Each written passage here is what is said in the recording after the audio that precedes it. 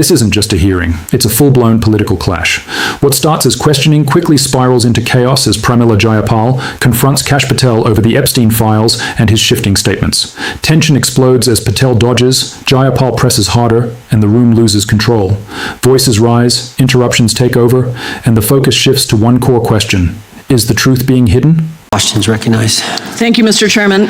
Mr. Patel, before you joined the FBI, you had very strong opinions about what the FBI was hiding regarding Jeffrey Epstein. In a September 2023 interview with Glenn Beck, you said the Black Book is under the, quote, direct control of the director of the FBI. In December 2023, you said, let us know who the pedophiles are. Even for a short time after becoming FBI director, in February of 2025, you tweeted, quote, there will be no cover-ups, no missing documents, no stone left unturned. In June, you told Joe Rogan, quote, we've reviewed all the information, we're going to give you every single thing we have and can. But then suddenly in July, everything changed. You and Attorney General Pam Bondi released one video and said that there was nothing more to see. Your July memo says you uncovered more than 300 gigabytes of data and physical evidence, but that you had decided no further disclosure would be appropriate or warranted. That is a quote. I think what happened, Mr. Patel, is that suddenly you discovered that Donald Trump's name was all over these files, and you started a giant cover-up. So you are under oath, Mr. Patel. You just testified to Mr. Swalwell that you did not speak to the president about the Epstein files. To your knowledge, did Attorney General Pam Bondi speak to the president about what was in the Epstein files? I can't speak for Attorney General Pam Bondi. So to your knowledge, you don't have any information. The question was, do you have any knowledge? Do you have any knowledge? I can't speak. You are refusing to answer the question, so let me tell you that the Wall Street Journal reported that in May, Bondi told Trump that he was in the Epstein files, and at the same meeting said that the DOJ did not plan to release the files. Yesterday, you testified to Senator Kennedy that there was, quote, no credible information that Epstein trafficked girls to anyone else, and that you have, quote, continuously and publicly asked the public to come forward with more information, and we'll look into it. Today, in response to Mr. Massey's question, you appear to say that the survivors were not credible. These are survivors. That's not at all what I said. Okay, great. I'm going to ask you this in a second, but let me tell you about the survivors, and let's bring them up here into the room. These are women who came to the Hill and testified that they were groomed and raped at the age of 14 and 16 years old, and they called to meet with the president and to meet with the FBI and to have people investigate their claims. Some of them have never testified before. If you are so interested in getting the public to submit any information, why have you not met with them? You said you haven't met with them. Have you met with them? I'll give you one more chance. My job as the FBI director is to invite all investigative leads. Is the answer yes or no to whether or not you met with these women who were sexually abused and raped? Any insinuation by you or any people on your side that I am not manhunting child predators and sex traffickers, just look at the stats. And you talk about cover-ups, man. Mr. Chairman, this is my time, and I will take as much time as I want. Where were you during the Obama and Biden administrations when these so-called cover-ups were going on? Why didn't anyone in those administrations talk to any of these purported witnesses? I have some regular order, every single person to provide credible information. Time belongs to the gentlelady from Washington. And I'm going to take another couple of minutes. You accuse the witness of something, he's allowed to respond. That's how it works. Listen, he didn't even, excuse me, Mr. Chairman, you have always been fair, but this is not fair. No, this is my time, and he said that the witnesses were not credible. Seconds of time. I'm going to get an additional minute of time, because that's how much time he took. You won't get a minute, you'll get some seconds. What we think is under 5 minutes. You don't get to demand how much time you get. That's not how it works. Mr. Patel, are the victims of the Jeffrey Epstein horrific trafficking ring, are they credible?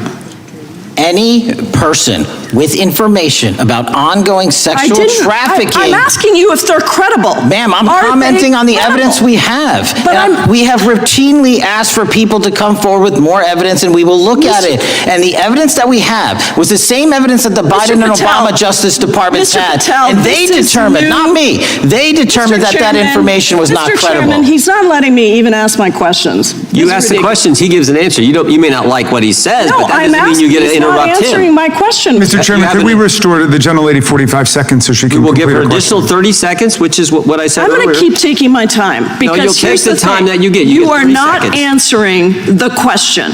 The question I is, have. You just don't like the answer. Are these women credible? It's a yes or no answer. I have answered the question. Well, and I what is keep the telling you, I'm the only FBI director that has welcomed new information in this Okay. case. This You're not- administration is the only one that has welcomed any new information in this Is there case. a yes or no to whether Present the new victims credible are information. Present new Are information. the victims credible The victims- or not? I'll tell you what happened in the last Trump Are they administration. credible or not? You can't even Victims say. credibly came forward, and you know what happened? President Trump authorized the indictments of President Jeffrey Trump Epstein. called Not them Biden, a hoax. not Obama. President Trump no one called else. the entire thing a Democratic hoax. So I would like to ask The you gentlelady's if time has you expired. will I gave her meet- the additional if 45 you- seconds she if you requested. will The meet- gentlelady yields back. The gentleman from Mr. New Chairman, Jersey is I would like recognized to for his ask if 5 you would minutes. meet with the women who were sexually Time does not belong. abused and raped and groomed Time does at not the belong ages to the of gentlelady from 14 Washington. and The time now 16 years belongs- old. Are the you time- going to cover up? No, I'm Are not you gonna- going to continue I'm gonna to recognize cover the up gentleman for from the New rich Jersey for and his 5 minutes. powerful men, including those that might be on this committee? I can yell Or too, are Mr. you Chairman. going I don't want to yell allow above them this. to The time testify? belongs to the gentleman from New Jersey. I Are you appreciate the going to allow gentlelady them to yielding testify, back. Mr. Patel? Go ahead. Will Mr. you Angelo. allow them to testify to you, Mr. Patel? Mr. Patel, thank you for being here. I know it's been an interesting and difficult 2 days. And I wasn't going to talk about the Epstein thing because there's a lot of other issues that affect the FBI, but I have to say a few words. I've sat What makes this moment truly explosive is not just the shouting or the breakdown in order, but the underlying contradiction that Pramila Jayapal methodically exposes. This is not random outrage. It is structured pressure. She walks into this hearing with a clear prosecutorial strategy: build the timeline, lock in prior statements, and then force a reconciliation that never comes. Just months before this hearing, Kash Patel was publicly positioning himself as the figure who would finally bring transparency to the Epstein case, promising no cover-ups, no missing files, nothing hidden from the American people. Those statements weren't vague. They were definitive. They created an expectation of disclosure. But then, suddenly, the narrative shifts. Hundreds of gigabytes of data are acknowledged, physical evidence is confirmed, yet the conclusion presented to the public is that there is effectively nothing more worth releasing. That is not a minor inconsistency. That is a complete reversal. And Jayapal zeroes in on that reversal with precision, forcing Patel into a corner where every answer risks contradicting his own record. What escalates this from a tense exchange into a full-blown confrontation is the introduction of victims into the discussion. Jayapal doesn't allow this to remain an abstract debate about documents or procedure. She brings the focus directly to survivors, individuals who testified, who came forward, who are physically present as a reminder that this case is not theoretical. This is a strategic shift. Because once the conversation centers on victims, the usual bureaucratic language starts to sound evasive rather than cautious. When Patel avoids giving a direct answer on whether these victims are credible, it doesn't land as legal discipline. It lands as avoidance. And Jayapal exploits that gap relentlessly. She keeps narrowing the question, stripping away context, demanding a yes or no answer. That repetition is intentional. It's designed to highlight the refusal itself as the story. Patel, on the other hand, responds by reframing the battlefield entirely. Instead of engaging with the moral clarity Jayapal is pushing, he retreats into institutional defense. He invokes past administrations, suggesting that any alleged failures predate him. He emphasizes process, evidence standards, ongoing investigations, the need for new information. This is a classic defensive posture in high-stakes hearings, shift from specifics to systems, from present accountability to historical context. But the problem is that this strategy directly clashes with the moment Jayapal is constructing. She is not asking about process, she is asking about judgment. She is asking whether the people who came forward, who described abuse, are being taken seriously at the highest level of law enforcement.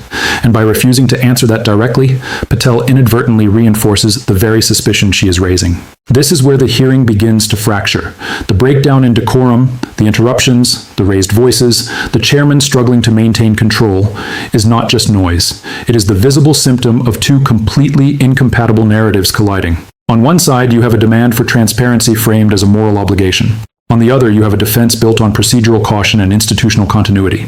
Neither side is speaking the same language anymore. Jayapal is operating in absolutes: truth, accountability, victims. Patel is operating in qualifiers: evidence, process, jurisdiction. And when those two frameworks collide in a high-pressure environment, the result is exactly what we see: chaos. But beneath that chaos is something much more significant. This exchange taps directly into a broader crisis of trust. The Epstein case has, for years, symbolized the idea that powerful networks can operate beyond accountability. Every inconsistency, every unanswered question, every shift in narrative feeds that perception. So when a senior official like Patel appears to reverse course on transparency, it doesn't just raise eyebrows. It reinforces a deeply embedded suspicion. Jayapal understands that, and her entire line of questioning is designed to surface it in real time, in front of the public, under oath. And that is why this moment lands the way it does. It's not just a heated argument in Congress, it's a pressure point. It's what happens when political messaging, institutional credibility, and public skepticism all collide at once. The fight you're watching is not just between two individuals. It's between competing versions of reality. One that says the system is working, and one that suggests the system is protecting itself. And the reason it feels so intense, so unfiltered, is because neither side can afford to concede ground.